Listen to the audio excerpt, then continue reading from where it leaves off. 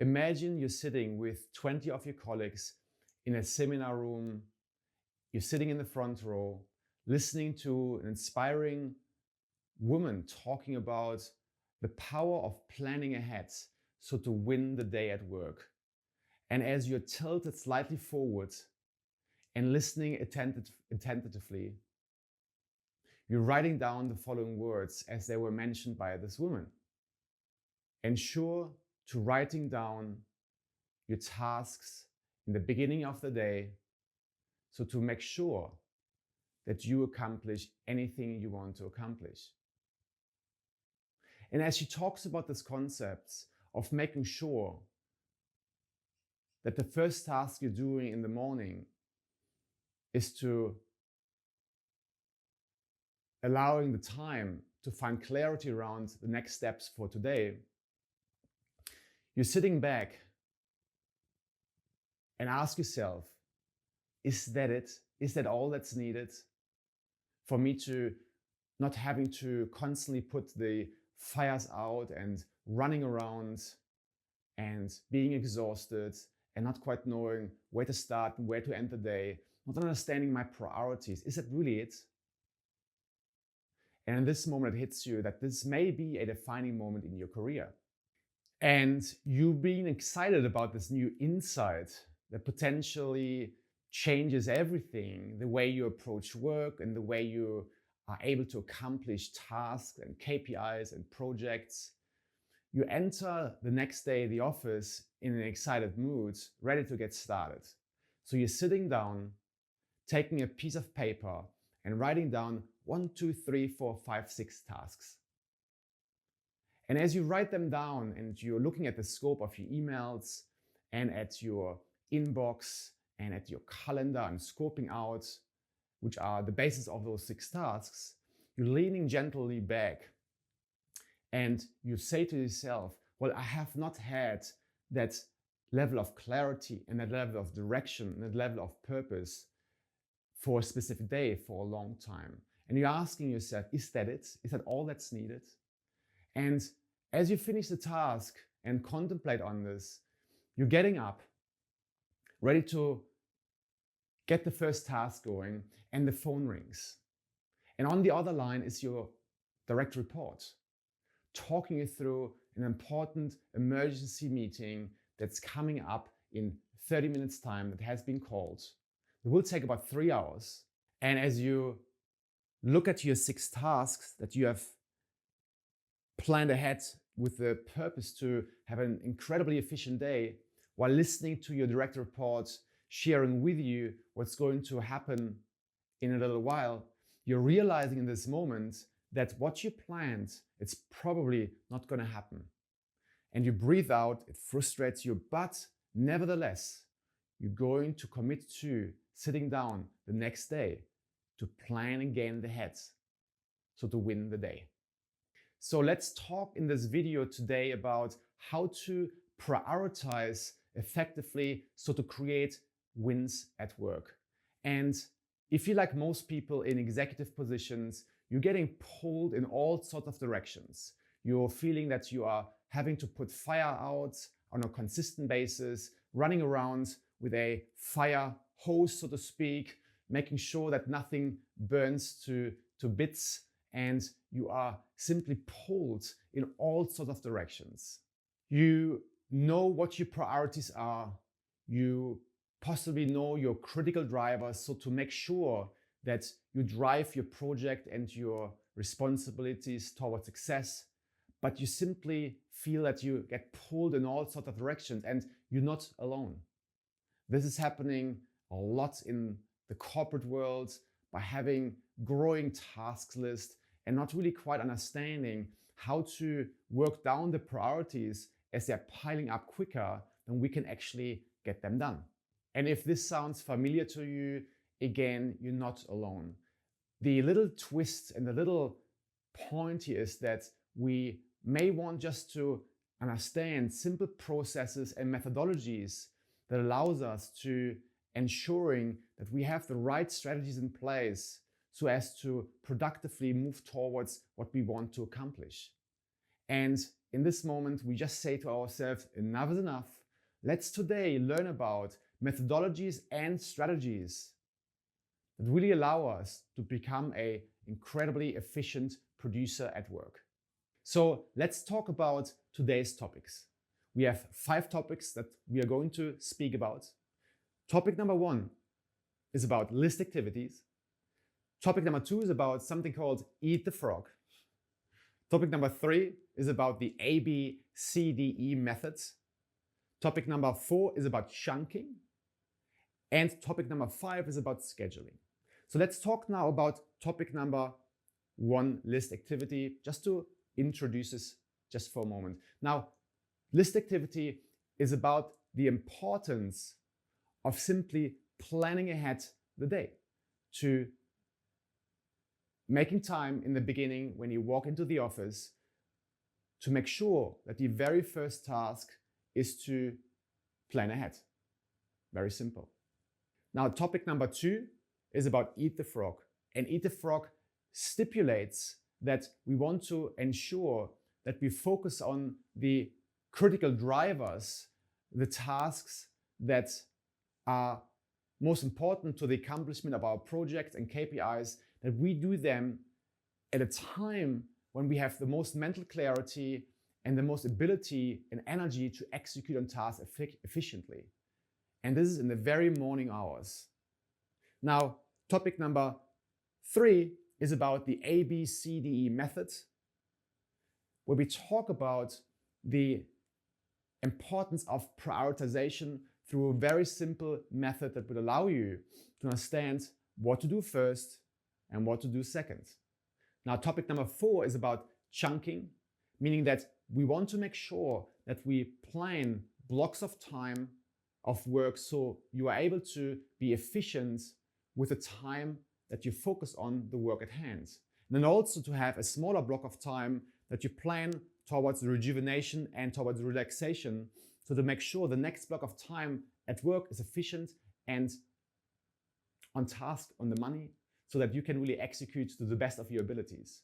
And then topic number 5 today is about the aspect of making sure that you schedule tasks with having a start date and an end date. So often tasks are not scheduled, and we really want to make sure that we understand when a task or a project starts and stops.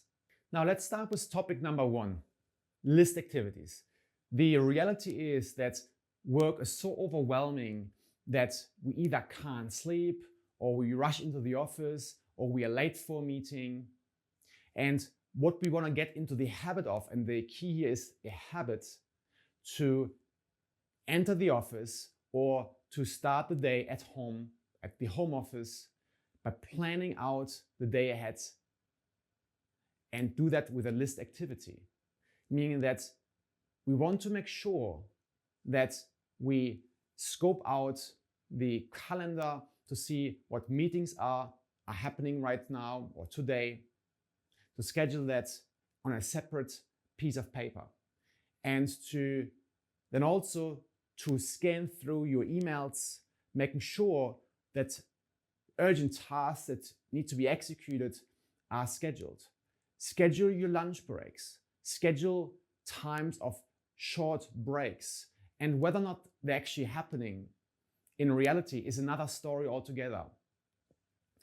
But I would encourage you to get into the habit of making sure that you plan the day ahead, so you have clarity and a direction and a purpose really of how you execute. And most importantly, you recognize what a win looks like. You recognize when you have succeeded.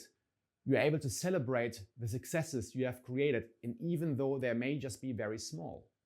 That's incredibly potent and important that most people, most professionals, most executives do not make time for. We have just fallen into the day, and we're not deliberate about how we execute on a daily basis. So the action tasks here is really, as you enter the office, is to simply grab a piece of paper, a pen, scope out the day by looking through your calendar, by looking through emails, by having oversight of your desk, by making sure that the mental clutter that you have carried over from the previous day is somewhat clear. And you take a different piece of paper or even digitally and you map out the day. And you may even want to put a certain number of minutes behind the task so you know roughly how the day is planned to unfold. Now, things can change and that's okay, but at least we have a plan. And if the plan deviates away from it and we understand or we recognize that something has priorities before the plan that we have put in place, even though I would like you to consider getting into the habit of prioritizing your plan. But of course, things can come your way. But it's your responsibility as well to recognize when the outside world tries to engage you in such a way that takes away from your critical drivers. And it's your responsibility then to say no as well to those responsibilities or tasks that you are asked to execute. Now, topic number 2 is eat the frog. And you may say, Sebastian, why should I eat a frog? It's literally not eating a frog, obviously, but it's the ever-wise Mark Twain who said that if your task were to eat a frog, you best do so and catch the frog in the morning hours. And the truth to that is that we want to understand energy. We want to understand our critical drivers. Now, it's probably fair to say that in the morning hours, we have the most energy physically available. You can relate that if you are having tasks later during the day, you know that's clear and you don't have the energy at times to really be fully present and really be clear about and have the mental stamina to execute these tasks. And that is the reason why we want to consider to making sure we're not just understanding our critical drivers, which we do through topic number 1, but also we understand what tasks require the most energy and mental clarity, so to schedule them in the beginning of the day. This is a task that you're going to execute on first, to then move slowly during the day to tasks that are less in priority and that don't demand the same level of energy output that the tasks require, where you have to fully focus and fully concentrate. So it really has to do with the energy output that you're able to make, so to speak, to ensure that you accomplish your projects and KPIs during the day and during the year effectively.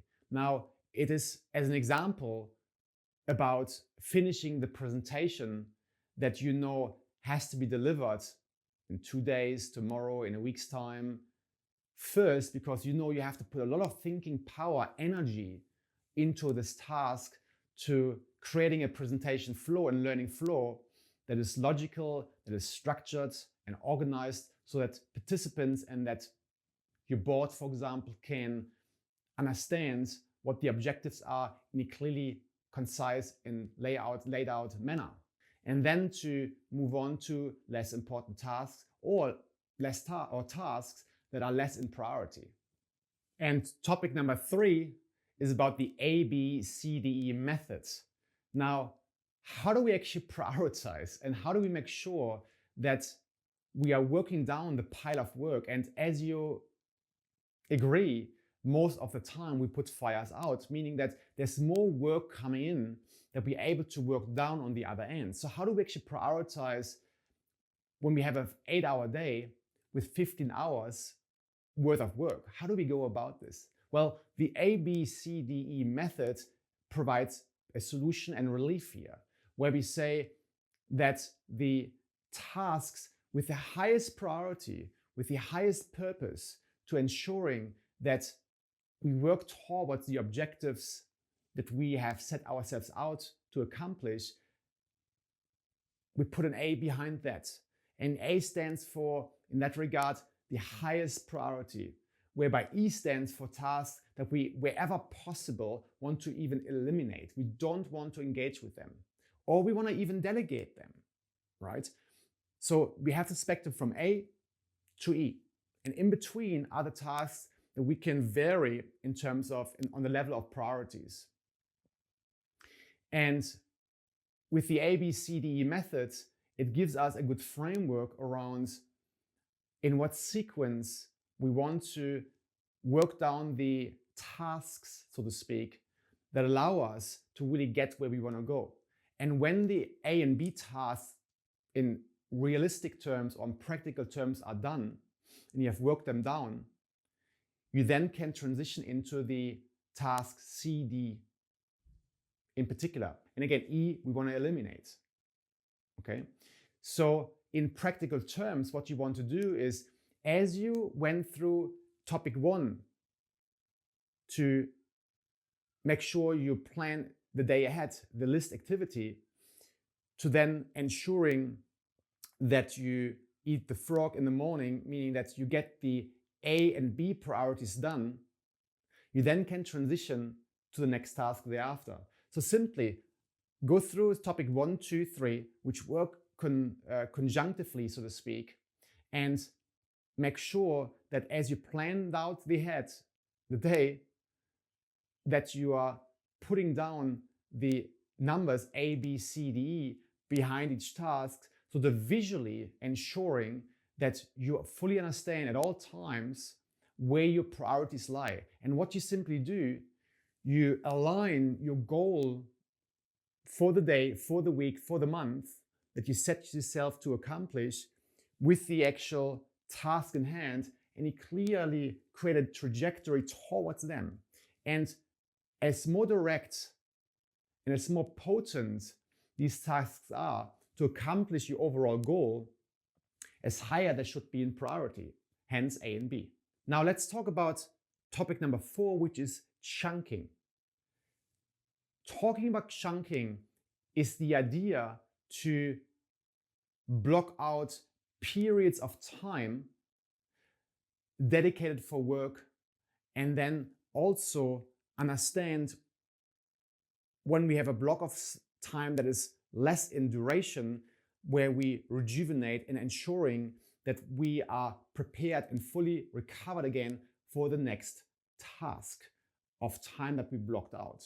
It could be a self-contained activity, for example, a block of time that we dedicate towards answering a block of emails, for example, for an hour.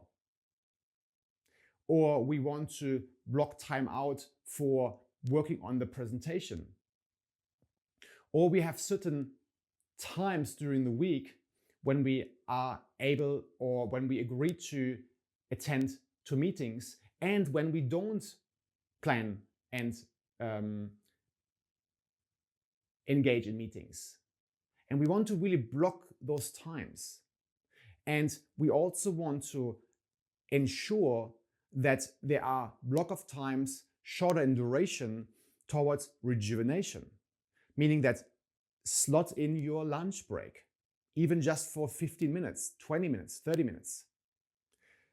Make sure in the afternoon you block out 10, 15 minutes to go outside, to breathe again, and to have a glass of water, and to use your body a little bit, walking on the fresh air, getting some sunlight. This all helps you to be more productive. Can you see how that chunking allows you to really be more productive and more efficient with your time during the day? The body is not meant to sit on a desk for 8, 9, 10 hours at one go to work. We want to understand the importance that the body actually, the energy goes down as the day progresses, and we want to offset this with making sure that we block out smaller times for us to rejuvenate. As we go down, we have a time of rejuvenation, we rejuvenate, and we then go into the next task, and we go down and we rejuvenate again, right? And so this is really the only way of how to be efficient during the day, which is through chunking. really hold yourself accountable towards that which you planned out. Make sure you treat it with care and cherish it, because this is the essential part that we want to align and adhere to, that really drives success, that drives the outcome for the benefit of your company, of your own results, and so on. So really protect it, really stay accountable toward that which you planned out. And don't let the outside world dictate and pull you in all sorts of directions. You know, a lot of employees, senior management teams, executives, including myself, we used to be, or we are, like little threads in the wind, right? That just dangling around at times, just being pulled in all sorts of direction, right? And we do the best we can. We try the best we can. Our intention is not to be that. However, the issue is that we don't know how to not do it and how to go about in different ways. And so this is exactly why chunking is such a powerful activity. It allows you to be accountable towards what you set yourself to accomplish, and to know where your line in the sand is, where you can blend out outside distractions, so to them not influencing the efficiency of your work. And topic number 5 is about scheduling. Now, every task, it doesn't matter how long it is, whether or not it's 5 minutes, it's half a day, a week, a month, a year, it doesn't matter how long the task is. Every task has a start and an end date. And we want to ensure that if it doesn't, that we clarify with our team these dates. Most of the time, when we set a task or a project, we do have a start date. We do confirm this. However, if not, we want to make sure that we are all aligned, the entire team is aligned with when this project will start. But equally, what I see happening more than often is that we agree to a project scope of what has to be accomplished. We may not reverse engineer the tasks that leading up to the end result, the end step of this project to execute successfully. But what we are often not clear about is, when is the deadline? When is the moment that this task or this project is accomplished? And what are we making sure, and what do we want to make sure on that this is clear to everyone? So always look at a task, a project, however long it is, that it has a start and an end date.